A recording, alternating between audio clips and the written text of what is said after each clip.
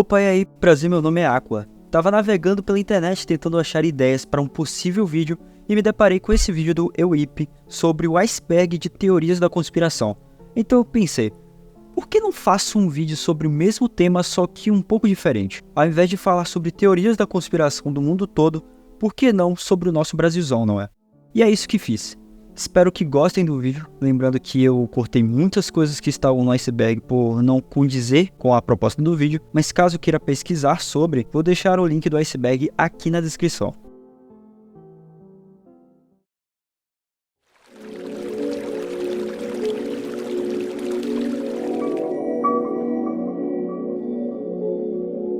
A teoria diz que existiu uma cidade futurista chamada Ratanabá, escondida na Amazônia, que guarda as origens da humanidade na capital do mundo, que teria existido há 450 milhões de anos, enterrada entre o Mato Grosso e a Amazônia. Quem criou essa teoria foi um empresário chamado Urandir Fernandes de Oliveira, que promove conspirações terraplanistas e anti-vacina. Guarde esse nome que será importante mais pra frente. Bem, é sobre esse boneco medonho aí que diziam que era o Chuck brasileiro. A lenda dizia que existia uma faca dentro do boneco que usava para fazer o mal nas crianças e influenciá-las a fazer o mesmo. Como a informação na época era escassa, as pessoas passavam a acreditar fielmente nessa ideia. Tá, essa aqui era boa. Quem nunca juntou dois lápis e um papel com sim e não e disse Charlie, Charlie, você está aí? Foi a brincadeira que assustou crianças do Brasil todo e o YouTube ficou recheado de conteúdo sobre isso. Enfim, foi tudo uma jogada de marketing no fim das contas para o filme A Força, que foi muito bem na bilheteria, mas não ficou tão popular assim. São técnicas diversas de combate usadas para influenciar uma massa por meio de valores, crenças, comportamento e por aí vai. O ponto é que no Brasil, mais precisamente em 2004, o exército brasileiro iniciou uma guerra psicológica para apoiar a conquista de objetivos políticos e militares.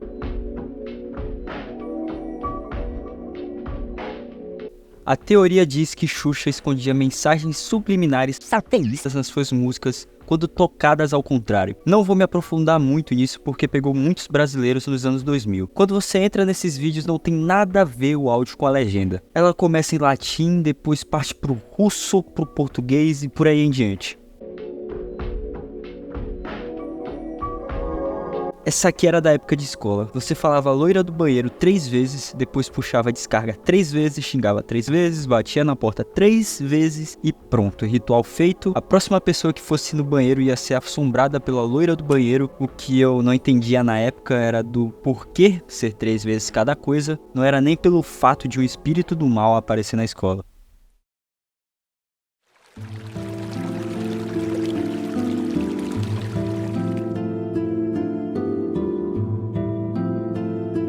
Pessoas dizem que é só uma piada e que realmente não existe dinossauros lá. Só que há um simples argumento para isso. E o shape desse dinossauro aqui, não existe também?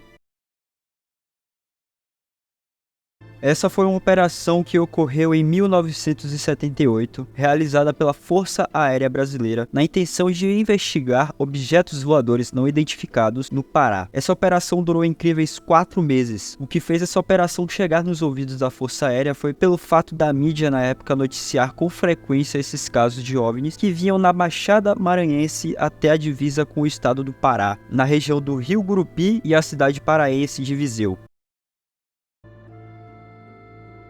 Outro caso relacionado a extraterrestres é do incidente em Varginha. Caso você tenha nascido antes dos anos 2000, vai saber do que se trata. Mas fazendo um breve resumo, foi uma série de relatos de aparições de ETs na cidade de Varginha, em Minas Gerais. O que fez esse incidente chegar tão longe, chegando até nos ouvidos do jornal de Wall Street, foi pelo fato de haver muitos testemunhos alegando que viram os extraterrestres. Segundo autoridades locais, não houve evidências suficientes que provassem a aparição desses seres. Basicamente um delírio coletivo. Queria deixar um adendo aqui que existe um jogo com o mesmo nome. O jogo já foi creditado por ser a primeira grande produção de game elaborada no Brasil e o primeiro FPS brasileiro. E além de ser quem deu o pontapé inicial para as produções de jogos nacionais mais elaborados.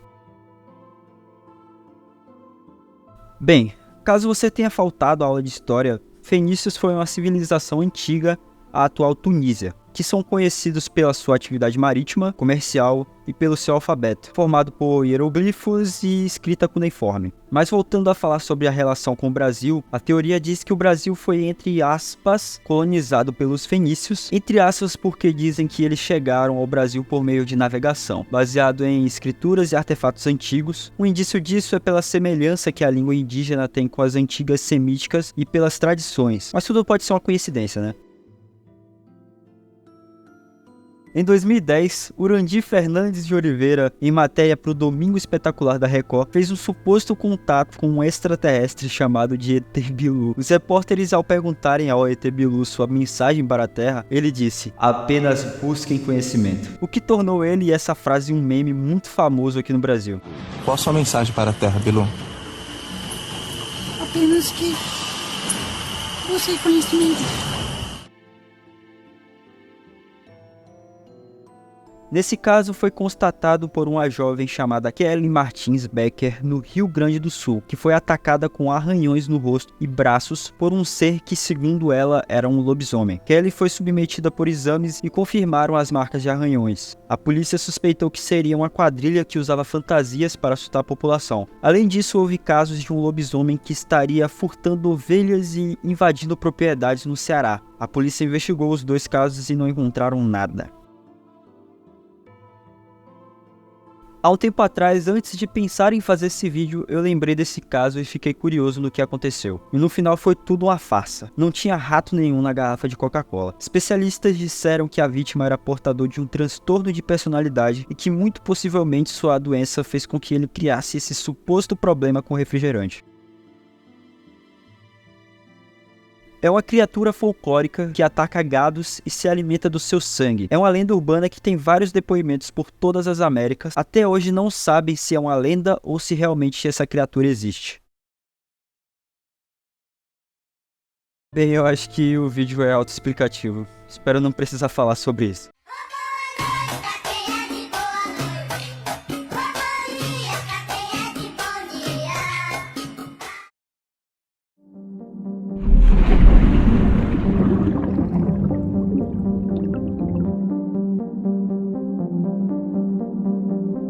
Esse com certeza foi um dos casos mais enigmáticos que aconteceu aqui no Brasil. Celso Daniel foi prefeito da cidade de Santo André e deputado federal pelo estado de São Paulo. No dia 18 de janeiro de 2002, após jantar em um restaurante no centro de São Paulo, ele foi perseguido por 3 carros junto ao empresário Sérgio Gomes. Durante essa perseguição, ele foi retirado do seu veículo. 2 dias depois, seu corpo foi encontrado em uma estrada na BR-116. A polícia concluiu que ele foi sequestrado, torturado e morto por uma quadrilha da favela Pantanal. De acordo com a autópsia, alegou que antes de morrer, houve sofrimento e medo devido à tortura, o que dá a entender que queriam algo dele, talvez informações ou dinheiro, ninguém sabe exatamente. Nisso tem várias teorias sobre o caso, mas não irei me aprofundar sobre isso. O caso Perseguini ocorreu em agosto de 2013, na cidade de São Paulo. Marcelo, um adolescente de 13 anos na época, foi acusado de matar seus pais, sua avó, sua tia e também a si mesmo. A tragédia chocou a sociedade brasileira devido ao envolvimento irregular da polícia no caso. Marcelo era filho de um policial militar e uma policial civil, e a investigação sugeriu que ele teria cometido os assassinatos. Logo após isso, ele pegou o carro da mãe e dirigiu até a escola, e quando voltou, ele se matou. O caso gerou controvérsias e diferentes interpretações, com pessoas questionando a versão oficial da polícia. Esse caso é muito mais profundo que isso, envolvendo corrupção e manipulação de provas. Com certeza daria 10 minutos de vídeo facilmente só falando desse caso. Se vocês quiserem que eu faça um vídeo só sobre esse caso, deixa aí nos comentários. Em julho de 2013, MC da Leste foi baleado durante show no CDU-HU San Martín. Dizem que ele se envolveu com a ex-garota de programa que se casou com um traficante. De acordo com as teorias, ele continuou se envolvendo com a garota que fez o traficante contratar alguém para matá-lo, mas até então nenhuma prova foi encontrada. O site da Blaze começou a cair em decadência após a sequência de vídeos do Daniel Penin sobre ela e seu dono. Nos seus vídeos ele faz investigações aprofundadas na intenção de desmascarar a Blaze e os influenciadores afiliados ao site de apostas. Após o engajamento que o primeiro vídeo teve, a empresa se mobilizou e apagou qualquer prova nas redes sociais, mas felizmente não foi o suficiente para que no final descobrisse o nome do verdadeiro dono da Blaze. Seu nome é Eric Love Teixeira. As informações que temos sobre a morte de Gugu são de que ele sofreu um acidente em sua casa em Orlando. Em novembro de 2019, ele subiu até o sótão para fazer um reparo no ar-condicionado e sofreu uma queda de 5 metros. Teorias dizem que ele não foi resolver o problema no ar-condicionado pelo fato dele não saber consertar esses tipos de aparelhos, e que na verdade ele foi procurar algo que trazia dor a ele, afirma Rafael Ilha, ex-polegar. Se alguém conseguir traduzir esse vídeo pra mim aqui nos comentários, eu agradeço profundamente, porque eu não entendi nada. Eu sou o Alexandre dos Santos Lima. Alexandre, qual a sua opinião sobre o serviço das barcas? Tá ruim, tá bom? E o que tem que melhorar? Bom, o serviço das barcas é um serviço excelente, porque é um transporte de um custo não muito elevado, leva até o Rio de Janeiro e vai ficar melhor logo assim que eu assumir como King Size, o senhor das terras do Rio de Janeiro. A máfia chinesa teve a capacidade de escalar a minha existência para estrupar a mãe da minha filha e fazendo disso um motivo de zoação constante na minha vida. Também chamada de União das Repúblicas Socialistas da América Latina, a teoria da USAL surgiu em meios políticos e nas redes sociais, sendo propagada como uma suposta estratégia de integração socialista na América Latina.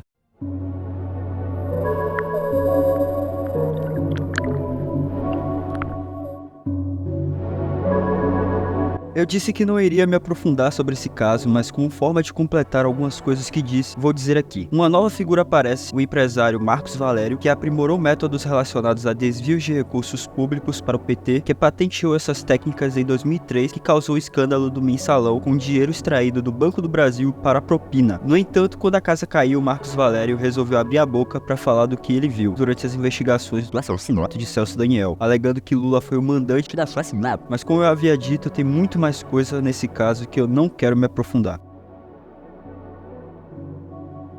Se trata de uma mulher chamada Luzimar, ou como ela se chama, a menina, que faz várias postagens em suas redes sociais sobre uma igreja fictícia chamada Ministério Etron, que ela criou com o objetivo de ressuscitar os mortos, por isso o anagrama Etron, que significa o inverso da morte. Luzimar tem uma doença de esquizofrenia que muitas pessoas teorizam que ela desenvolveu essa doença por um abuso que sofreu no passado por alguém chamado Simon, que é alguém que ela se refere a todo momento nos seus vídeos, e que os Simonistas são pessoas enviadas por Simon para destruir a vida dela.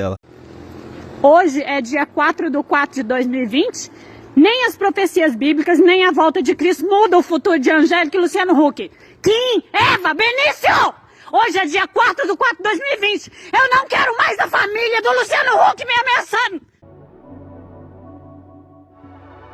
Assim, acertar um tiro na parte mais frágil do capacete de um piloto com um carro em movimento a mais de 200 km por hora, eu acho um pouco difícil de acreditar. O sniper tinha que ser o Fallen da vida para dar um tiro tão preciso quanto esse. Mas a teoria diz que na última corrida de Ayrton Senna houve um assassinato ao invés de um acidente. Durante a pandemia, houve teorias conspiratórias em relação a chips nas vacinas capazes de controlar as pessoas e que supostamente elas teriam relação com capeta, o que fez grande parte da população brasileira não querer se vacinar. Em 2009, a empresa colombiana Quala abre sua franquia no Brasil com investimento de apenas R$8 mil para compra de freezers e carrinhos para o revendedor trabalhar. No entanto, com o valor do iogurte chegando a apenas 50 centavos, fez a empresa gerar muito prejuízo devido ao seu preço baixíssimo, o que ficou impossível de ganhar dinheiro com o produto, fazendo a Quala romper o contrato com seus fabricantes e revendedores brasileiros.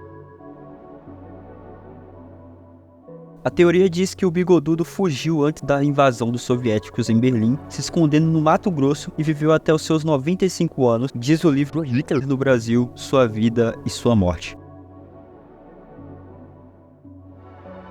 Lembra que eu falei de Ratanabá, aquela cidade super desenvolvida na Amazônia? É literalmente a mesma coisa, só que na Bahia. A diferença é que esse documento é muito antigo, encontrado em 1839, e aparenta ser mais antiga que Ratanabá. Não entendi o motivo de estar nessa categoria, acho que poderia estar no máximo em águas médias, por não haver nada de muito absurdo. Em março de 2017, Bruno de Mello, conhecido como Menino do Acre, montou em seu quarto mensagens criptografadas nas paredes e escreveu 14 livros, todos manuscritos. De acordo com a polícia, Bruno teve a ajuda de 2 amigos e um primo na realização do projeto. O que fez essa história ser mais intrigante foi pelo fato dele ter ficado desaparecido por espontânea vontade, em que logo após ele voltar para casa estava debilitado e desidratado. 1 mês e meio depois ele abre seu quarto para visitação, onde havia pinturas feitas por ele e suas mensagens criptografadas nas paredes. Em agosto de 2003, o veículo lançador de satélites brasileiro explodiu na base de Alcântara, que é um espaçoporto do Brasil que se localiza no estado do Maranhão. Após a explosão, um grupo tático aéreo ficou encarregado de resgatar os feridos. No entanto, perceberam que a temperatura do local estava a níveis muito elevados, corpos carbonizados e fundidos com o aço da plataforma. De acordo com as teorias, dizem que 1. Os Estados Unidos não queriam que o Brasil desenvolvesse seus foguetes e 2. A tragédia de 2003 foi a, entre aspas, planejada pelos Estados Unidos, mas como eu disse, são apenas teorias, nada mais. O apresentador Celso Portiolli tem sua imagem associada à tragédia do 11 de setembro. Em entrevista para o Flow, ele fala que no início ficava muito irritado quando associavam ele à tragédia, mas hoje em dia ele leva na brincadeira. É uma lenda urbana que diz que uma tatuagem temporária daquelas de chiclete tinha efeito para viciar as crianças e incentivá-las a comprar mais. Os primeiros relatos dessa lenda no Brasil foi no final de 1980, suponho que você nem tinha nascido nessa época. Também conhecido como Indiana Jones da vida real, foi um explorador que colocou os pés aqui no Brasil na intenção de encontrar aquelas cidades perdidas que eu havia dito mais pra cima. No entanto, o explorador britânico teve um destino misterioso. Até hoje não se sabe como ele desapareceu durante uma das suas expedições na Amazônia. Seus últimos sinais foram em uma mensagem mencionando a escassez de suprimentos. Tempo depois eles desapareceram sem deixar rastro. Várias teorias foram propostas, dentre elas um encontro com tribos canibais ou até mesmo um encontro com a cidade perdida. Ninguém sabe.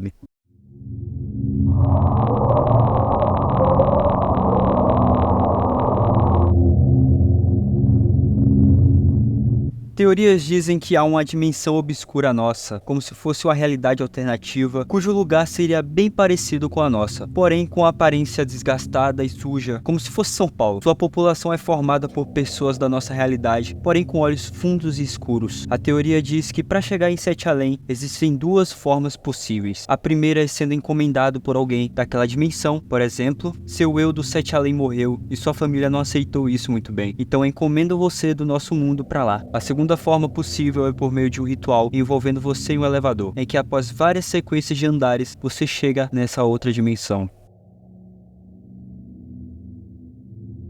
Esse caso é bizarro. Em 1988, Joaquim Sebastião Gonçalves, pescador de 53 anos, foi encontrado morto na represa Guarapiranga, localizada em São Paulo. A causa da morte do pescador foi descrita da seguinte forma: ele sofria de epilepsia e tomava remédios para a doença, porém consumia muito álcool, o que resultou com a mistura desses componentes sua morte. Porém, um tempo depois do caso ter sido encerrado, em 1977, o pesquisador e jornalista Saulo Gomes disse que o caso ocorreu na represa Billings e não em Guarapiranga, uma distância de aproximadamente 26 quilômetros. De acordo com perícias, o corpo de Joaquim foi encontrado vestido apenas de cueca, com diversas mutilações e traumatismos por hemorragia, com membros faltando como olhos, orelhas, lábios e por aí vai. De acordo com o legista, algum instrumento retirou seus órgãos pela barriga e aspirou com cortes cirúrgicos precisos. Detalhe que não encontraram no laudo do exame químico traços de substâncias alcoólicas. A teoria diz que a Unicamp é o maior centro de estudos relacionados a extraterrestres. A teoria ficou famosa após o caso do ET de Varginha, que foi levada para testes em Campinas pelo Exército. Os ufólogos falam que o ET sobreviveu aos testes feitos pela universidade e então criaram o Pavilhão 18, em que abriga alienígenas no subsolo da faculdade. Outro caso relacionado a extraterrestres, confesso que já cansei de falar deles aqui nesse vídeo, mas vamos lá. Manuel Pereira e Miguel José, 2 técnicos de eletrônica, foram encontrados mortos usando ternos e máscaras de chumbo. De acordo com a necrópsia, não foi encontrados sinais de ferimentos, descartando a ideia de homicídio. Moradores próximos ao morro em que foram encontrados relataram a presença de OVNIs pairando o morro, mas até hoje não se obteve resposta do caso.